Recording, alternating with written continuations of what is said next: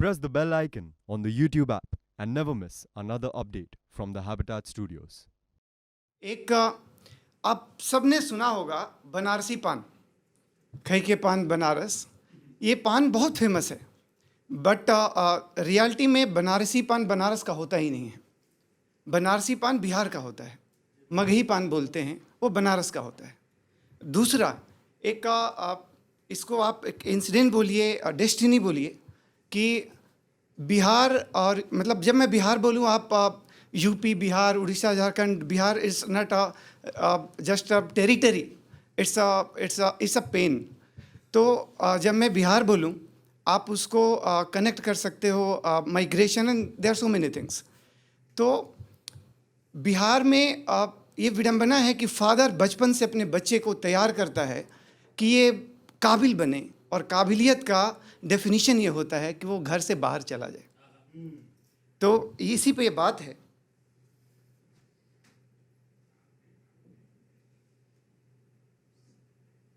बिहारी वो नहीं जिसे तुम जानते हो, बिहारी मगही पान है जो उपजता है बिहार में लेकिन बिकता है बनारस में।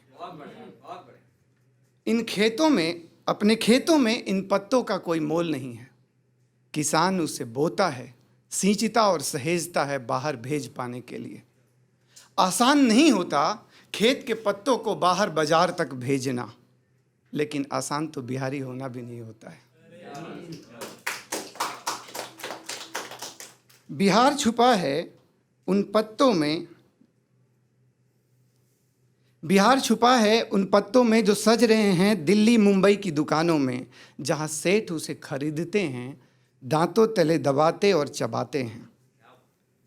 और ये दबाने और चबाने की क्रिया तब तक चलते रहती है जब तक पत्ता पत्ता ना रहे, हो जाए लाल, तरल लाल।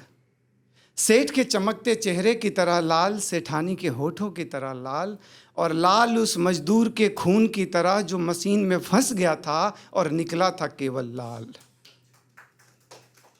धब्बों और छींटों के रूप में। सेठ के धब्बों और छींटों के रूप में, जैसे मशीन ने थूक दिया हो उसे चबाकर। ठीक वैसे ही जैसे सेठ सीढ़ी के कोनों पर थूक देता है पान को, और लोग घिनाते हैं उन धब्बों से, देते हैं गाली, और उठती है मांग पान को बैन करने की। और पान सहम कर सिमट जाता है उधर खेत में, इधर टोकरी में, या फिर लोगों के दांतों और मसूड़ों के बीच में। वो या तो चबा लिया जाएगा, या थूक दिया जाएगा, या सड़ जाएगा अपने खेतों में, और सुनेगा सबकी गाली भी। लेकिन ये संयोग है, नियति नहीं। संयोग की एक उम्र होती है और नियति हमेशा के लिए होती है। पान की नियति है जीवटता। जीवटता मरती नहीं, पूजी जाती है। और पूजा में पान का महत्व अहम है। बड़ी बड़ी मूर्तियां स्थापित होती हैं पान पर। पूजा जैसे गृह प्रवेश की पूजा, ये लाइन ध्यान दीजिएगा। एक घर से दूसरे घर में विस्थापन भी है गृह प्रवेश। एक घर से दूसरे घर में विस्थापन भी है गृह प्रवेश। मगही पान से किया गया था मॉरिशस और सूरीनाम का गृह प्रवेश। मगही पान से किया गया था मॉरिशस या सूरीनाम का गृह प्रवेश, जहाँ के ऊंचे घरों के नींव में आज भी महकता है मगही पान। वहाँ की दीवारें रोती हैं, उन्हें आज भी याद है उस गोरे पनवारी द्वारा पान के पत्तों को बीच से काट देने की घटना, उन पत्तों को बीच से काट देने की घटना। एक जीवट हिस्सा जो आज मॉरिशस या सूरीनाम में लहलहाता पौध है, रोता है अपने दूसरे हिस्से से जुड़ जाने के लिए, जो वहीं कहीं दबा दिया गया था बिहार के खेतों में।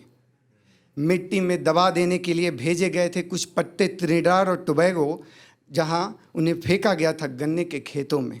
लेकिन पान सिर्फ पत्ता नहीं है, पान एक अस्तित्व है जो बचाए रखता है खुद को। कभी चखिएगा त्रिनिडाद की चीनी को, उसके मिठास में घुला है पान का स्वाद, उसी मगही पान का जो थपेड़े खा रहा है आज। लेकिन ये संयोग है और बदलेगा। नियति है स्थापना करना, नियति है उपज करना, नियति है पूजा जाना। शुक्रिया।